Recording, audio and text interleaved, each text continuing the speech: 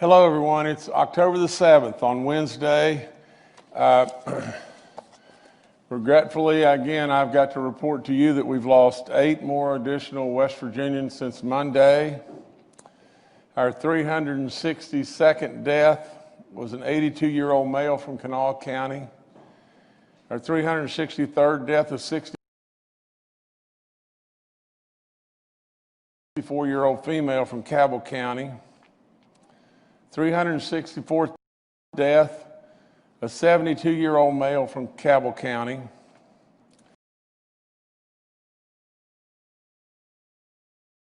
Our 365th death, a 56-year-old male from Kanawha County. Our 366th death, a 65-year-old male from Kanawha County. Our 367th death, a 67-year-old male from Wyoming County. Our 368th death, a 72-year-old female from Harrison County. And our 369th death is an 81-year-old male from Fayette County.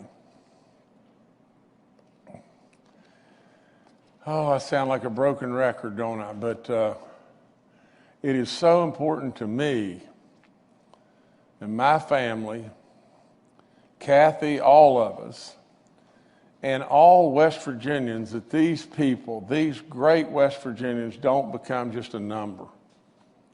You know, please keep all these people in your thoughts, your prayers, thinking of them, thinking of all their families, all their friends, all their loved ones. It's a catastrophe beyond all of our abilities to comprehend. A pandemic. None of us would have ever really thought it was possible, but it's here and we're getting through it. There's so many of our indicators that are better, but it's still tragic to these people. So please, like I said, always keep them in your thoughts and your prayers. Now, I want to just say this too, that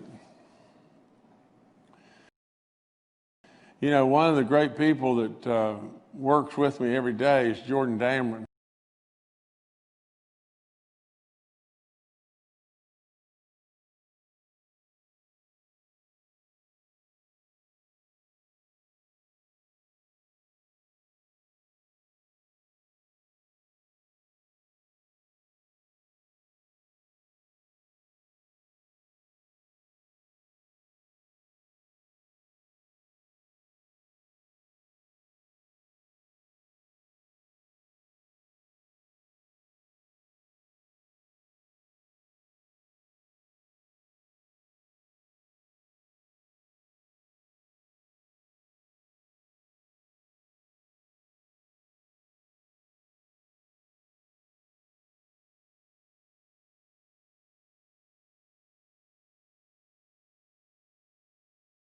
On, just keeping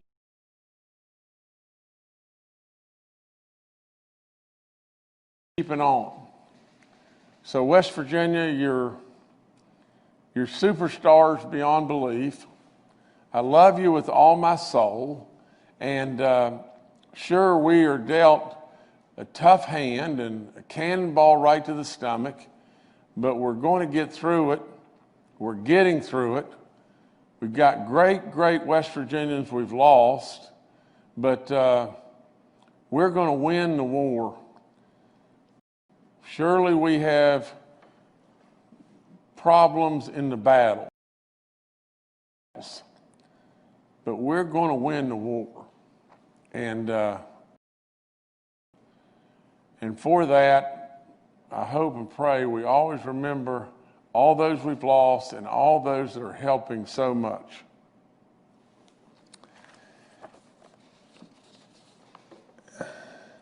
We have a nurse's death that we have that we've learned about just a little while ago, that a nurse at the Ruby Memorial Hospital in Morgantown has now died. In addition to that, we have We have a death of an employee that was a nurse at the Bateman facility for more than 10 years. And I want to make sure that I get this right, but also an employee of the Mildred Mitchell Bateman Hospital has died as a result of this. Bateman is located right outside of Huntington and has it is one of our 2 psychiatric hospitals in the state. This employee was a nurse and worked at Bateman for more than 10 years, as I said just a second ago. We should continue to remember all these first-line responders. These are the real heroes. Now we have lost 2 nurses within our state, and just imagine that if you were one of these great people and you get up this morning and you know you're going right not to the fire, you're in the middle of the fire. And you know you come home, your family's there, and all their loved ones, all your friends. You've got to protect yourself to the very best of all your abilities and everything. But even with all that level of protection, we still lose our great heroes. You know, just the other day, and I'll mess this number up, but I think they were paying tribute to 60 some odd, or it could have been 40 some odd, policemen in New York City that have died from really COVID and absolutely trying to do anything and everything they could to try to help people. That's what these people do. They know the job is dangerous when they take it. And they know that there's trials and tribulations that they're going to have to go through, but they never ever thought they were going to have to sign up for a pandemic. So absolutely, these are true heroes, and please, please keep them close to your heart as well. We've had 203 new positive cases in the last 24 hours. Our daily positivity rate is 3.27, from yesterday. Our cumulative positive rate is now at 2.77. We still have just a little over 4,000 active cases and right at 12,500 recovered cases. We have 168 people that are hospitalized, and our reproductive number, our effective reproductive RT number, is at 0.83, which is now the second best in the nation again.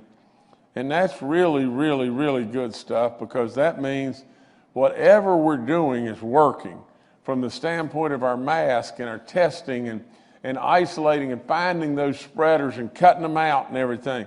And, it's working. I know we still lose people, and we're going to get through this some way, somehow there, but what we're doing is working. We have no counties in the red on our color-coded map. We have only one county in the orange, and that's Upshur. And we're working to test more and do everything we can possibly do to help those people in Upshur. And as we test more, what we'll do is just what I have said over and over and over. We will find those that we would not find any other way. And when we find them, we will ask them, or we will some way contact trace. We will isolate. We will help them get well, and we will prevent them from spreading this disease to more and more and more.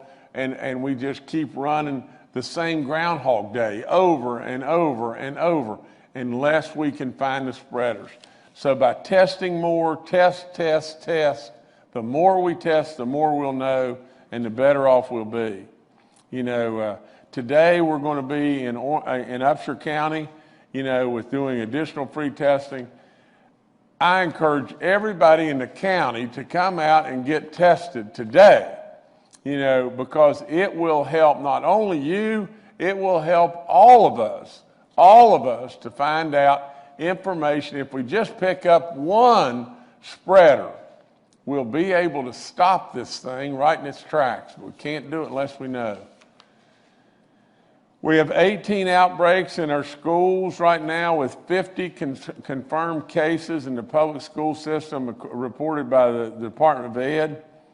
You know, again, we continue to handle this in a really, really good manner and everything. And we hope and pray nothing happens, that it gets worse and everything. But right now, we keep running to these fires and putting them out.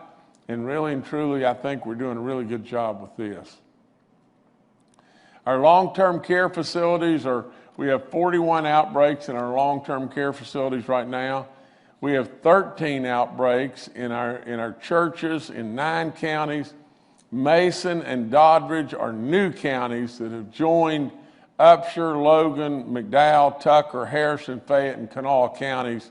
We want to strongly urge what I've said over and over about a pew in between, and wash your hands and wear your mask, and think really hard, if you're one of the elderly, about whether or not you should be in church this week or not. And I surely respect your wishes in every way. If you go, protect yourself like crazy, and if not, you can skip a few weeks and everything and get online services or whatever it may be. It may be better. From the correction standpoint, we have 4 cases that are active only now. We have 2 at Mount Olive, 1 at North Central and 1 at South Central, and the guard is back, doing additional sanitation missions in different places as well. From the flu vaccine, get your flu shots. It's the only smart thing to do. Get your flu shot, please do. It's painless, there's nothing to it at all. I mean, just get your flu shot. From the standpoint of the CARES money, it's going out to the cities and counties. We've now sent out $140,347,049.39 have been awarded to the cities and counties. We continue to ask them, continue to apply. We're going to continue to send the money. From the standpoint of the census, we're at 99.9, tied for first place in the country. Way to go, West Virginia, way to go. Now think about this. 3 years ago in West Virginia, we went to the polls, did we not? Now it wasn't the polls, to elect individuals, to the statewide offices or to our legislature or whatever it may be. This was a special election. It was our Roads to Prosperity Amendment. It basically was the road bond referendum. Now, I very, very, very proudly can say that, I ran myself ragged, going all over the state, talking to a lot of people and doing town halls, and I had a million questions and everything, and most of the questions centered around, well, we've heard this stuff before, but what happens is after the fact, then our taxes go up like crazy and our roads never really get built. Well, that's surely not what's happened here. And so on this 3rd anniversary, I think we all in West Virginia should share in a celebration and a real celebration. We have now got over $1 billion of major infrastructure improvement projects that are underway or finished, and I just can't say enough about just this. West Virginia, naturally it takes a leader. It takes someone to come up with an idea. It takes a legislature to pass and act on that idea. And then we really turn the ball over to you, don't we? Well, when we turn this ball over to you, in a lot of different situations, this bond would have been defeated. It took a lot for you to really believe that this was real. It took a lot to believe that there would be thousands of miles of roads that would be either built or improved upon or ditches pulled or all these crazy potholes taken care of and everything. It took a lot to really believe and trust in this, and then go to the poll and get out and vote and 73% of you voted in favor of doing this. So really and truly, West Virginia, you know, it took somebody to come up with an idea and it took a legislature to pass it. But at the end of the day, West Virginia, you deserve the credit. And that's great with me. It's always great with me. You deserve the credit for all the great work that's happened and continues to go on. And so today is a really special day. A special day for our roads to prosperity. Now, the other thing I'd like to report just real quick is we continue to do great work on broadband in our state, and we've got hopefully some really more exciting announcements to make in the next few days or the weeks to come, and we're just going to keep at it. You know, I congratulate Kanawha County today. I just saw this just a few seconds ago or minutes ago, but Kanawha County has now gone from blazing red to gold. We thought, my gosh, how good. We went from red and hot as a firecracker to orange, and we just couldn't get out of the orange and everything. And then all of a sudden, lo and behold, we drifted into gold. Fantastic Kanawha County, but today you're in the yellow, and that's really, really good. So keep it going, Kanawha County. We're going to get these numbers down. We're going to get this infection down, and we're going to shut this thing down, not only in Kanawha County, but we're going to shut it down all across our state. Again, remember all those we've lost in your thoughts and prayers, and let's just stay at this. That's all I got. All right, thank you, Governor. Let's first today go to Dr. Clay Marsh, our coronavirus czar. Well, good afternoon. I want to also talk just for a second about the strategy we're taking for the public health map that we're publishing, that we're using also for the schools. I just want people to remember the reason why we have added at the governor's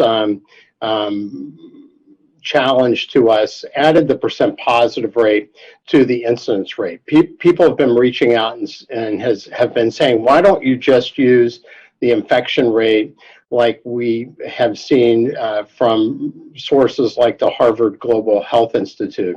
And that's a really important metric to use in public health settings. But as you remember, what happened is that that rate only counts the number of positive cases we have each day on a 7-day average, and it doesn't account for how many tests that we did to get to those positive cases. So what people were recognizing, and local health officers, local health departments in counties, were that counties were reducing their testing because the citizens figured out, and a lot of people figured out, that if you reduce the testing, maybe you would find fewer cases. But as the governor has said, the really important cornerstone, the real way that we're going to help West Virginia stay healthy, is to identify those few people, that 5 to 9% of people who become infected, and in that 2.5 days or so before infection, up to that day of infection, they can be highly contagious, and they can spread to other people without even realizing they're sick. And they're called super spreaders, and that 5 to 9% of people has been found to infect 80% of everybody who gets COVID. So ultimately, the way to identify them is to test. And that's why we added that percent positive rate. And we used national standards. We chose below 5% to get from that orange color to gold color. But the idea is that we want people to test and test and test. And we have seen that change. As the governor said, our reproductive scores come down. We still see too many West Virginians dying, but that rate seems to have come down a little bit. And our tests are going way up. We've almost doubled the number of tests after we've changed the metric. And for counties like Kanawha County, as the governor said, it provides an incentive for them to get tested so that they can bring those numbers down. And because we are testing more and identifying some new people, which is so important, because if we can identify some of these super spreader people, then we can really substantially impact positively the health of West Virginia.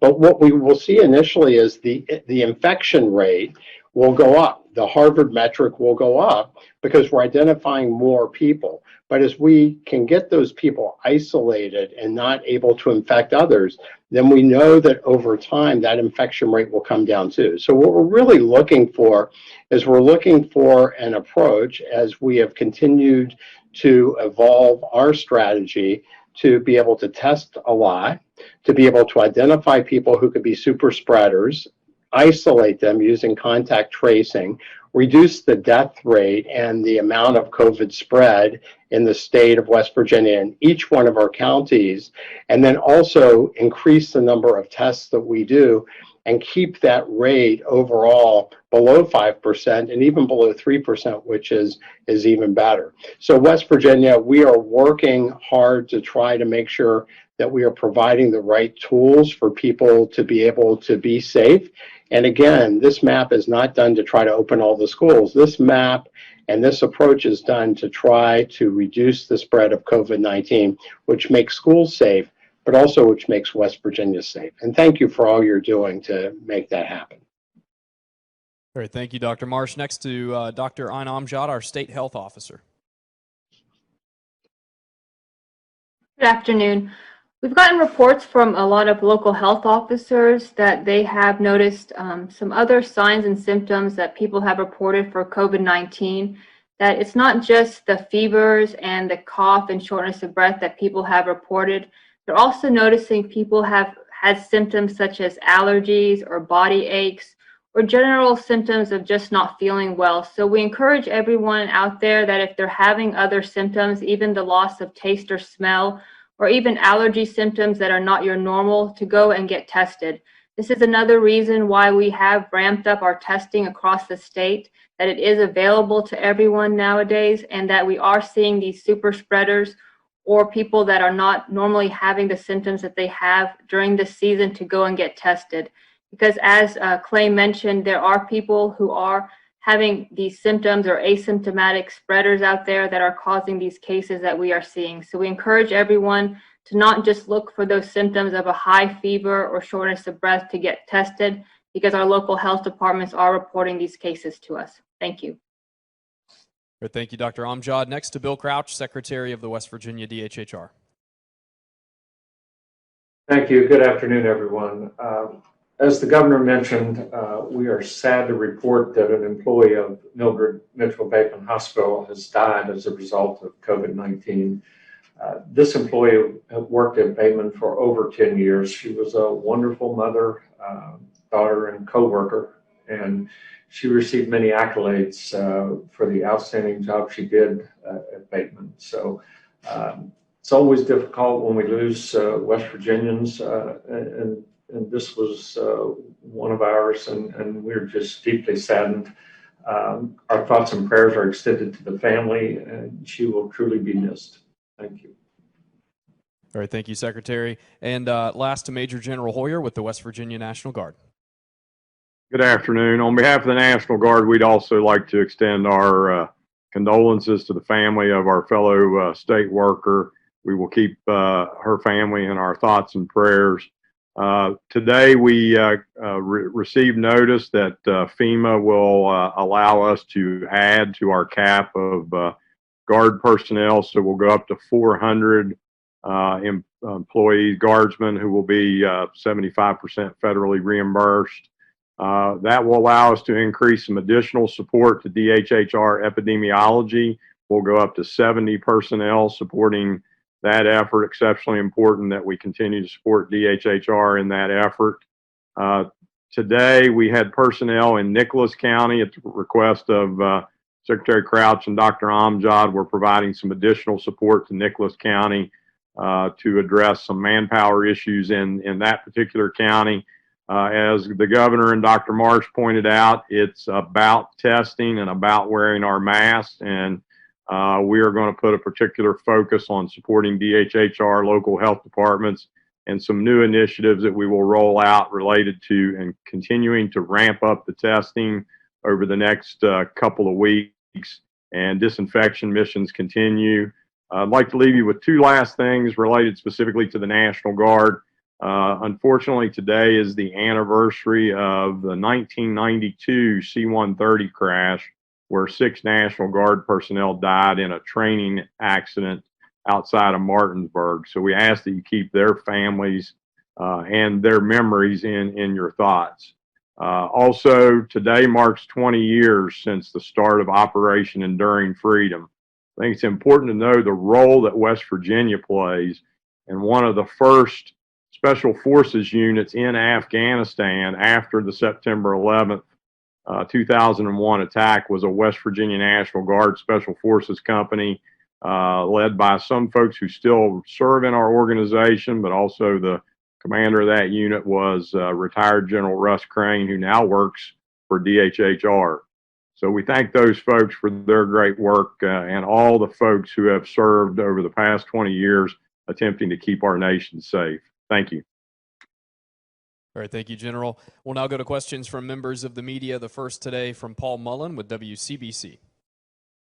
Good afternoon, Governor. Good afternoon, panel. With the president testing positive and coming down with COVID-19, have you taken any additional steps to safeguard the staff there around you? And could you talk a little bit about what they have to go through on a daily basis in order to talk to the governor?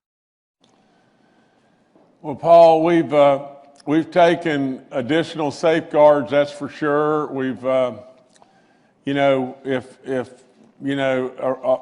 me all the time, that we've tried as hard as we can to just keep real familiar faces around me, and if we have a meeting like we just had, with people that weren't normally around me all the time. Of course, everybody in the meeting always, everybody's wearing masks, and as I go around the state, yesterday I spoke at a couple different places, and I went to Tiger State Park yesterday, and we were able to award, or do a whole lot of renovations and upgrades to not only the lodge, but to roads and the boat docks and all kinds of stuff like that. And so from the standpoint of the governor getting around and going, I surely need to go.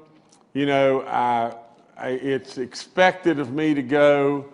I want to go, and I'm going to go. But within all of that, now we've taken extra precautions, from the standpoint of people taking pictures, and they kind of rope off an area, and it's just it's a crying shame, from the standpoint of what we've got to go through. But we better take heed to any and everything we can to try to be as safe as we possibly can. And those things that we do will only lead to others being safe and others not exposed to this dreaded disease, because the bottom line is, if it can invade the White House in the United States of America, it can invade anywhere. So we all need to be super safe. I offer up my apologies for not being able to shake people's hand and hug people, and because I'm that type of person. I love West Virginians. I think they're the best of the best, and so, but right now we've all got to be just as super safe as we can be. We'll get through this. There'll be a vaccine, and there'll be all kinds of times for us to be back embracing one another as we always have. But yes, Paul, we've taken some extra precautions, that's for sure. All right, thank you, Paul. Next to Brad McElhenney with West Virginia Metro News. Oh, hi, Governor. Quick follow-up. You had a meeting. What kind of meeting was it? But also, my real question is, the House of Representatives, Congress, passed the latest round of federal relief for COVID in May, and then a revised version of it at the start of October. But there's been no broader agreement yet among the House of Representatives, the U.S. Senate, and the White House. Last night, the president tweeted something that indicated negotiations should stop until after the election. What's your understanding of where matters stand at the federal level, and how important is the latest round of federal relief to West Virginians? Thank you. Okay, Brad, what was the first part of your question? I got all the rest of it, but what was the very first thing you said? Oh, you mentioned in passing that to Paul Mullen's question, you mentioned, well, I just got out of a meeting, which tripped my curiosity about what it was about. That's all. Well, the meeting was about broadband. We continue to try to work, on that and everything. You'll hear a whole lot more about that in the days ahead or the weeks ahead. But you see, at the end of the day, from West Virginia's standpoint, so many things. And here's how I just see the whole deal. I mean, and this is how I saw the whole thing from the day that I came in the door. First of all, we had to go on an out-and-out campaign to be able to change our image. So the first thing I thought we needed to do was make education our centerpiece. Put a stake in the sand on that. The next thing I think we had to do is we have to have highways. We got to have roads. We can't go to the convenience store and tear our vehicle all to pieces going to the convenience store. And right behind that, we got to have broadband all the way across this state, do we not? And there's so many other things, diversification and tourism and all the different solicitations of business and opportunities coming to West Virginia, all that. But those are three cornerstones, that's for sure. Now, Brad, back to your question about the next stimulus package. The Democrats and Nancy Pelosi have come out, and they came out in the beginning and said, we want to do $3 trillion. The sticking point is really simple. They wanted to bail out a bunch of Democrat states and Democrat counties, or Democrat cities, and I mean Democrat by the leaders of those states, the governors, or the mayors of those cities, had run up these ungodly pension liabilities, and they wanted money to bail them out.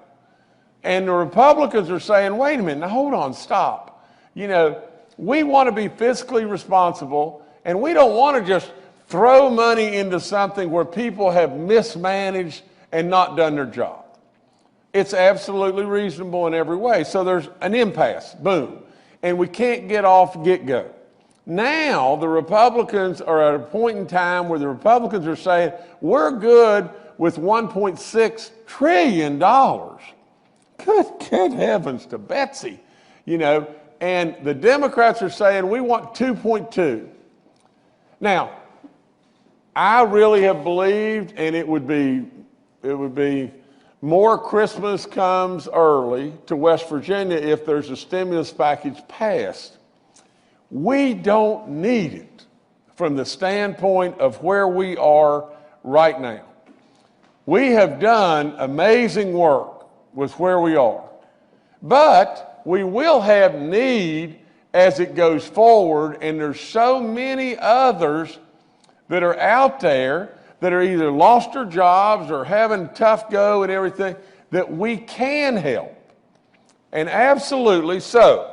With all that being said, our president tweeted out the other day, he said he's going to postpone this till after the election. I don't want him to do that, and I do not think that's the thing to do. Because after the election, one side's going to win, one side's going to lose, and whatever side loses, it's going to be difficult on them.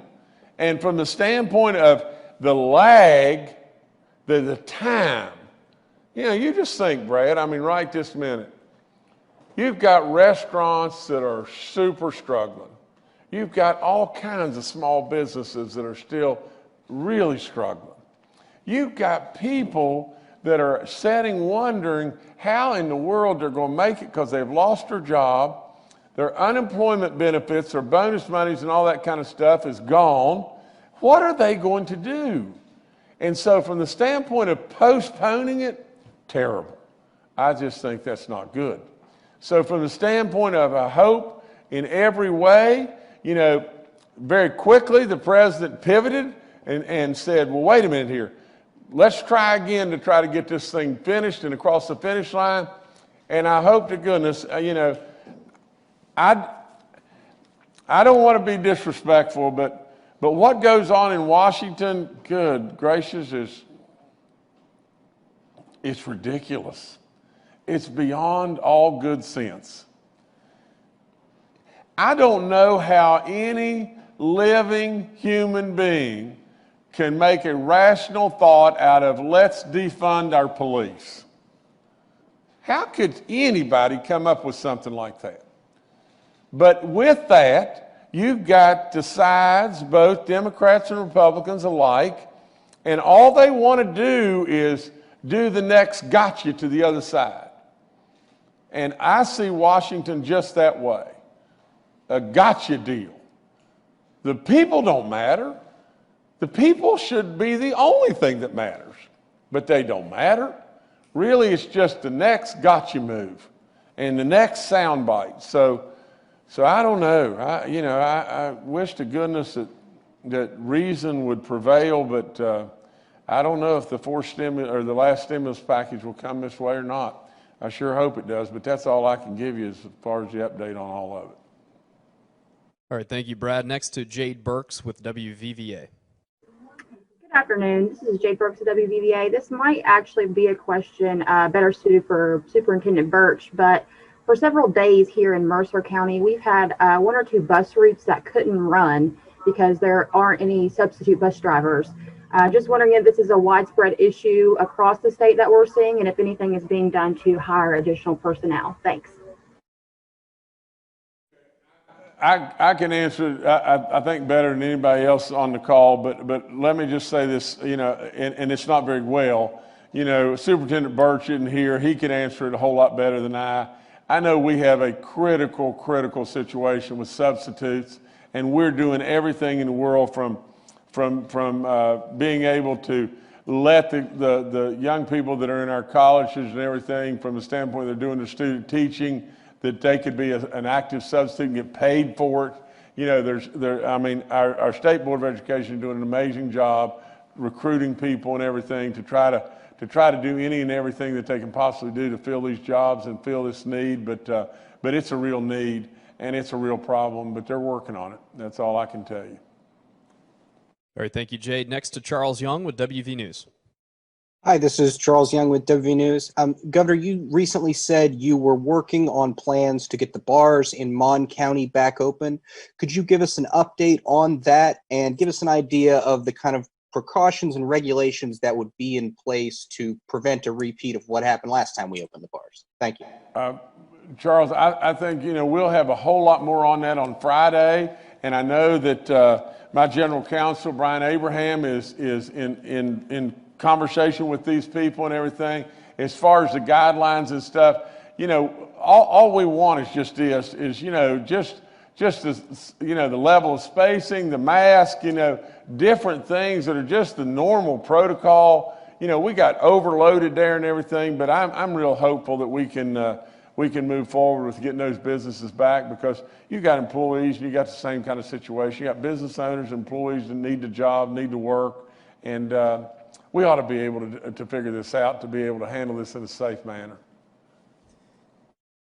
All right, thank you, Charles. Next to Kenny Bass with WCHS and Fox 11. Thank you. It's Kenny Bass with Channel 8 and Fox 11. Governor, hearing a lot of concern, as I'm sure we all are, from parents and teachers and workers and community members about students being in school, and just not because of numbers or because of metrics, because of maps, but because of not following recommended CDC guidelines. In many schools, and I've got pictures to prove it, they're just not 6 feet apart. There's mask wearing isn't being mandated, it looks like, very seriously or closely. I think Dr. Marsh even said in response to some questions he was asked by people that it's certainly not the best way to go, in a manner of speaking, only spacing students 3 feet apart instead of 6. So if we're serious about this virus, if we're serious about being safe, if we're serious about the government taking away the rights and privileges of people in order to curb the spread and to try to keep as many people as possible not sick and not dead, how can we justify putting kids into schools where they're only sitting 3 feet apart and they're not wearing masks and they're not doing the basic things that we say have to be done in addition to testing in order to curb the virus? Thank you. Okay, Kenny, let me let me ask you a question back, and then I'll answer your question, and I'll answer it really well, I think. How many people have we lost in the United States? Just rough number. How many people have we lost? How many people have died in the United States of America? Do you know the answer to that?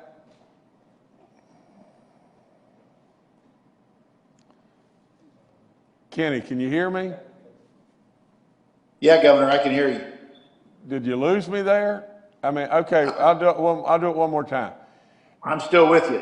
Okay, how many people do you, and roughly, just a rough number, I know you don't have to have an exact number, but how many people in the United States of America have died with the COVID disease? The CDC estimates that about 210,000 Americans have died thus far because of the coronavirus pandemic. Now, the reason for that, and we could go back and forth because, you know, Kenny, I love you to death and we're friends, but we could have a real discussion about this, but I'm just gonna take it from here. But Kenny, the reason that both of us know that 210,000 Americans plus have died is one thing, and that is our freedoms in this country lead us to being, in some ways, surely more difficult to instruct or manage or whatever. And we go our own ways, and that is what has made America so great in so many ways. So, the things that you may see at a school in which we depend on all the local superintendents, on all the principals, on all the local health departments, the things that we set up as the guidelines, the things that you see where people are not abiding by and not wearing their mask or not socially distancing or whatever that you see are just a snapshot of what America really is all the time.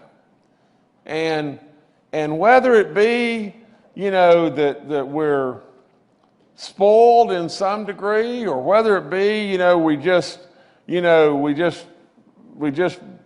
become lackadaisical or whatever it may be, you know, we are trying, Kenny, we are trying. We are telling these principals and the superintendents and everybody, and if we have a situation to where they can't be anything but 3 foot or whatever apart and everything, we've given them all the flexibility in the world. We've given the parents all the flexibility, saying to the parents, if you don't want your kids to go to school, we'll do it online.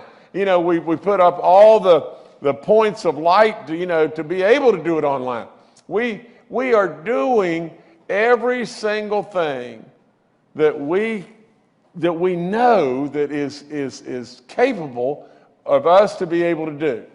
Now, in that, you're going to have this, Kenny. You just are, you know, and we're going to have to, we're either going to have to buckle down and continue to try to do better in every way, or, you know, an alternative would be just to do this. And just imagine this. If we had not come up with the percent positivity compared to just infection, just the Harvard map, just think about this, West Virginia. Just think. Just in the Harvard map, if we would have said, well, I'll tell you one thing, we're just going to stay right to that map. Our deal is better. I don't care what the people at Harvard say. Our deal is more right than their deal. Now, the bottom line is just this. If we had just done the Harvard map, we would have a third to a half of our schools and half of our state shut down right now. Is that the right thing to do? I mean, really and truly in a state that has the best numbers of any state around, would that be the right thing to do? Would that be what West Virginians would like? I can't buy that. I can't buy that at all. And not only that, You know, from a standpoint of just this, if we did that, how many people would we lose? I mean, you think about all the kids that are special ed kids or whatever it may be, and need to school so badly. I mean, where would we go? What would we do? You know, and so I just tell you that whether no matter who it may be, the local health officials or the county superintendents or the principals or whomever, I can tell you that we got a lot of people doing a lot of really good work, but a lot of the problems and a lot of stuff that causes an outbreak in a nursing home, you know, because we tell people not to go to Myrtle Beach and still they do, and still they walk right back into the nursing home and they're coughing or whatever, and then all of a sudden we have 15 people die there. Like it or not like it, but America, that's why we have 210,000 plus deaths in America. But it is also why we are the most powerful nation on the earth. It is also why our freedoms have made us the engine that runs the entire earth. Now, sometimes our freedoms can cause us difficulties, and we got to live with it, but that's just it. And Kenny, if we had that discussion, I know we'd agree with one another, but anyway, thank you a bunch. All right, thank you, Kenny. Next to Mark Curtis with Nexstar Media.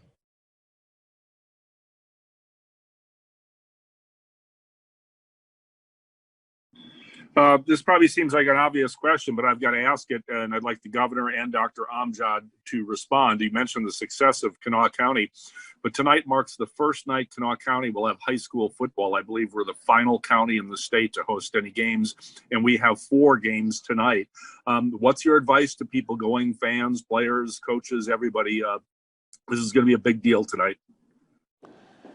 Well, I hope, Mark, I hope they'll protect themselves and they'll socially distance through the stadium. And I hope that what they'll do is sit there and be really proud of those kids.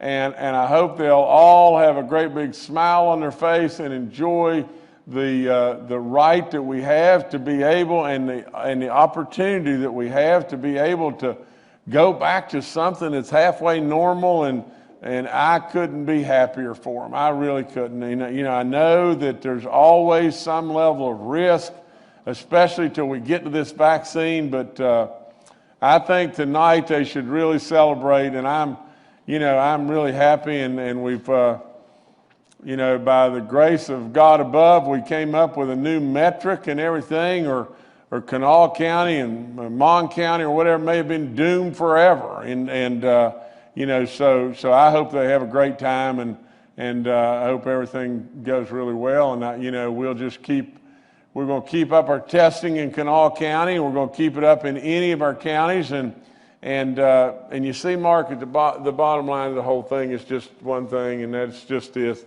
if they'll just come and get tested, we'll find the people that are spreaders, and we'll stop this thing.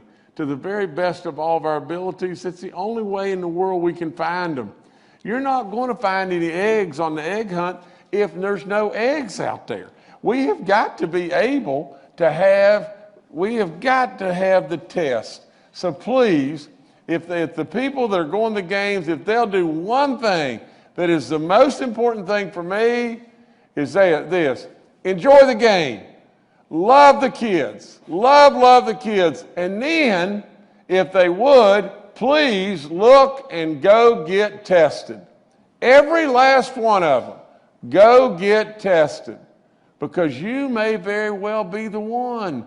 You may be the one that we save your life, that you don't get really sick. And you may be the one that is going to infect others that will die. And so if we can find you, we'll help you, and we'll stop this thing. All right, thank you, Mark. Next, we'll go to Kimberly Keggy with WSAZ. Good afternoon, Governor and panel. This is a question for Governor Justice in particularly, and this is something that you've mentioned several times over the last couple weeks, but there have been reports to our newsroom that community leaders are flooding testing sites to increase the number of negative tests in a county in order to withdraw those numbers down and help get kids back in person for learning following the school's county alert system. So what is the balance in helping those get tested who are asymptomatic and the balance of those who are flooding those testing sites? Thank you.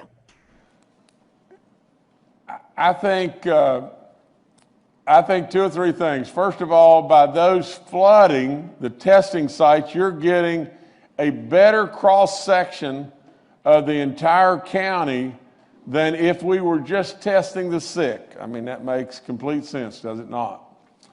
The other thing that it does is it does tell us that these people want to go back to school. There's such a need to go back to school. Every state in this country, with the exception maybe of not states, but maybe D.C. and Puerto Rico, other than that, every state in this country is back in school in some way or another. Now, don't hold me to every specific, but we want in this nation to be back in school. There's nothing wrong with people flooding a testing site because they want to go back to school. But the beauty of the whole thing, the beauty of everything is the more they flood, the more we'll find spreaders. I love it. I love it to death that the more they flood, absolutely, it could not possibly be better. You know, we found 85 spreaders last week in Kanawha County. What's it worth? Tell me, what's it worth? I have said this so much. What is a life worth? Do you not think that one of those 85 would have infected somebody that would have died? 85 spreaders we found that we'd have never found in just Kanawha County last week. What's it worth? What's it worth? I mean, for crying out loud, when it really boils right down to it, if they flood the testing sites, more power to us. We learn more. They want to go back to school. That's great stuff with me. Now, do we protect the school? Of course we do. Do we absolutely do any and everything we can to ensure that our teachers, our service personnel, and everybody are super safe? Of course we do. I mean, do you really honestly believe that I, in any way, would want our kids, our teachers, or our service personnel in a situation that could absolutely, knowingly cause them more harm? Of course I wouldn't. I mean, really and truly, at the end of the day, what we're trying to do is stop this thing, shut this thing down right now. And, you know, we're talking about all the different, everything, all the protocol that you can do, you know, from the standpoint of being able, or all the PPE and all the different things that we can do, from testing with Dr. Amjad to anything in the world that we can do to make things better and safer, and that's what we're going to continue to do. All right, thank you, Kim. Governor, back to you. Okay, I got kind of wound up right there and everything, but I love the fact that you know, let me say this, you know, our teachers are doing great work, our service personnel, all the people that are in our Department of Ed and everything, they deserve to be commended in so many ways. You know, all of the health officials on the call and the health departments and everybody that's done incredible work, and I can never thank them enough. And I always want to say that we, and it's not much I to it and everything. And you know, if I give you an opinion and I say I'm meaning we, because that's how this whole boat has sailed. And 134 briefings, it's hard for me to imagine. Gracious sakes, it's while they've been tough, time does go on. It's been an honor. It's been an honor to to navigate through this with you. And so, so with that being said, I'll leave you by just saying this. I wish those that are going to be at a football game on Friday night in Kanawha County, I wish them the very best, and I'm happy for them. I just think back about the fact that just in a matter of a very, very short number of days, even though that short number of days may be 134 more, and if that is 134 more, there'll be lots and lots and lots of life beyond the 134 more. And I hope and pray that it's a fraction of the 134 more when we have a vaccine, or we have identified the spreaders, and we have numbers that are absolutely spectacular beyond belief. So keep doing the great work. All the people in Upshur County, come out and be tested today. Please, please, please flood us. Flood us. I can't say it any more blunt, but somebody identify to me, just somebody identified to me, what is one life saved worth? You can't do it. You just plain can't do it. And so if we can just stay on top of it and everything, and we can continue to test and everything, like I said, we found 85 spreaders in Kanawha County in a week. We'll find some in Upshur County, and we'll stop this thing. So, just try if you can to get out and get tested. And if by chance you would test positive and everything, we'll repeat the test to just make double, triple sure. And there won't be any just false positives, around and everything. We'll try to repeat as much as we possibly can, to be able to make sure. But anyway, thank you so much.